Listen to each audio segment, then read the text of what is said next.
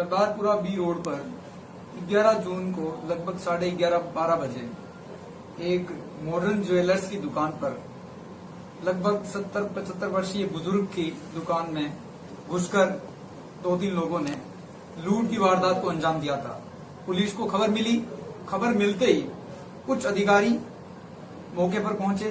Sardarpura police team थानाधिकारी के निर्देशन में अपने साथियों के साथ वहां ज्वेलर शॉप पर पहुंचकर तुरंत उच्च अधिकारियों के निर्देशन से इन्वेस्टिगेशन शुरू की गई।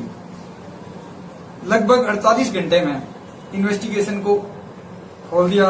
इन्वेस्टिगेशन करते हुए वारदात को खोल दिया है। इस वारदात में अब तक की इन्वेस्टिगेशन में ये साबित है, ये पता चला है कि राजू नाम का एक व्यक्ति लॉकडाउन से पहले उस ज्वेलर्स की दुकान पर गया और एक सोने की अंगूठी उसने खरीदी। उसके बाद में उसने देखा उसी दिन कि ये ज्वेलर्स पे बैठने वाला कमल किशोर एक बुजुर्ग व्यक्ति है और यहाँ काफी कुछ सामान मिल सकता है। तो उसने उसी दिन अपनी बदनीयती रखते हुए आगे एक प्लान तैयार किया कि इसके साथ लूट करनी है। फिर उसने अपने दूसरे साथी महेश महिपाल इनको मिलाया और 11 जून को दोपहर 11:30-12 बजे इन्होंने वारदात को अंजाम दिया। कहां से गिरफ्तार हुआ? ये यहां से काकेलाव गांव की तरफ चले गए थे और इन्होंने इस वारदात में एक एक्टिवा गाड़ी जो उस ज्वेलर्स की थी और जो वारदात करने में जो सोना और चांदी लगभग 93 ग्राम के आसपास सोना इनसे बरामद हुआ है। लगभग 2.5 किलो 2500 ग्राम चांदी बरामद हुई है और एक गाड़ी और इन्होंने जो प्रयुक्त की थी को खुद की वो गाड़ी भी बरामद कर ली गई है, जब्त कर ली गई है। सर, इसको लेकर कोई और भी कहानी आ सकती है? कोई बता रहे हैं जुड़ा हुआ कनेक्टिविटी और भी बड़ा कनेक्टिविटी इसमें ये रही कि इस ज्वेलर्स शॉप पर ये राजू प्रथम दृष्टिया जब लॉकडाउन से पहले आया था तो बिल्कुल अनभिज्ञ था, लेकिन जब इसने देखा कि भाई ये बुजुर्ग इस दुकान पे बैठता है, सामान काफी कुछ इसके पास मिल सकता है, तो उसके बाद में इसने उसके नंबर लिए और आपस में एक कनेक्टिविटी बढ़ाने का प्रयास किया। बट उसकी बदनीयती यही थी कि मुझे यहाँ लूट करनी है, इसीलिए उसने कनेक्टिविटी बढ़ाने का प्रयास किया।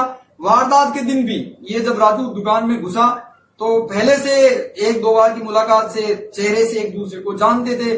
तो ज्वेलर्स के मालिक ने इनको पूछा, आओ भाई बैठो, तो उतने में कोई दूसरा कस्टमर आया, वो अपनी परचेजिंग करके चला गया, शॉपिंग करके चला गया। फिर उस दूसरा साथी भी इसके साथ महिपाल महेश, आसपास के दुकानदार को भी उन्होंने एंगेज करके रखा और अंदर घुसकर इनकी टेप की सहायता से इनके मुंह और हाथ को पैर को इस तरह से बांध दिए और फिर वारदात करके ये निकल गए। महिला की भूमिका भी आ रही है? महिला की इसमें कोई खास भूमिका के हिसाब से नहीं है। महिला इनकी परिजनों के हिसाब से थी और उसको कहीं छोड़ने जा रहे थे, वो इको गाड़ी में थी।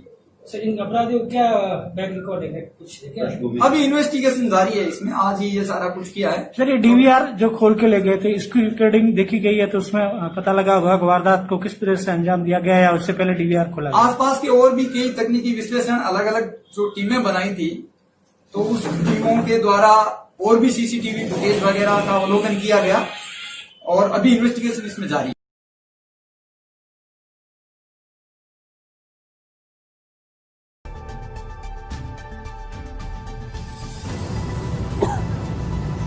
सरदारपुरा में दिन दहाड़े पिस्तौल की नोक पर ज्वेलरी की दुकान में लूट।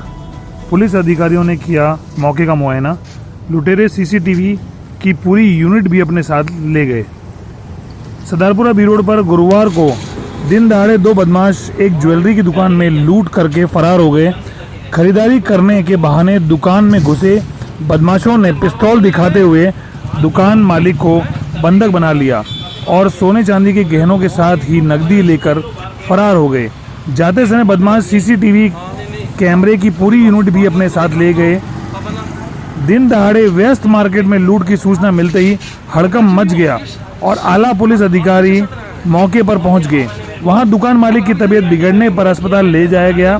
गोल बिल्डिंग के पीछे रहने वाले कमल सोनी हमेशा की तरह आज भी सरदारपुरा बी रोड स्थित अपनी मॉडर्न ज्वेलर नामक दुकान खोलकर बैठे थे। दोपहर करीब 12 बजे 2 युवक दुकान में आए और पायजेब दिखाने का बोला। उन्होंने पायजेब दिखाने शुरू किए। इस दौरान एक युवक ने कमल पर पिस्तौल तान दी। दूसरे युवक ने उसके हाथ पांव बांध दिए। कमल के विरोध करने पर बदमाशों ने उनके साथ मारपीट की। दुकान के बाहर कांच लगा होने के कारण पड़ोस के दुकानदार व वहां से नीचे रह रहे लोगों को लूट का आभास तक नहीं हुआ। चंद मिनटों में ही बदमाशों ने जो भी सोने चांदी के गहने सामने पड़े उन्हें एक बैग में डाल दिया। साथ ही उन्होंने वहां पड़ी नकदी को भी समेट लिया। कमल को धमकाते हुए बदमाश जाते समय वहां लगे सीसीटीवी कैमरे की पूरी यूनिट भी उठाकर चलते बने ताकि लूट की घटनाक्रम किसी को पता नहीं चल सके। बदमाशों के जाने के बाद कमल ने चिल्लाकर मदद मांगी। इस पर पड़ोस के दुकानदार वहां पहुंचे तो नजारा देखकर चौंक उठे। उन्होंने कमल को मुक्त कराया। दुकान में सारा सामान बिखरा पड़ा था और बुरी तरह से घबराए हुए कमल कुछ बोल पाने की स्थिति में नहीं थे। इस पर पुलिस को सूचना देकर कमल को तुरंत नजदीकी अस्पताल में ले जाया गया। दिन दहाड़े लूट की जानकारी मामले मिलते ही पुलिस महकमा पूरी तरह से हरकत में आ गया और आला अधिकारी मौके पर पहुंच गए।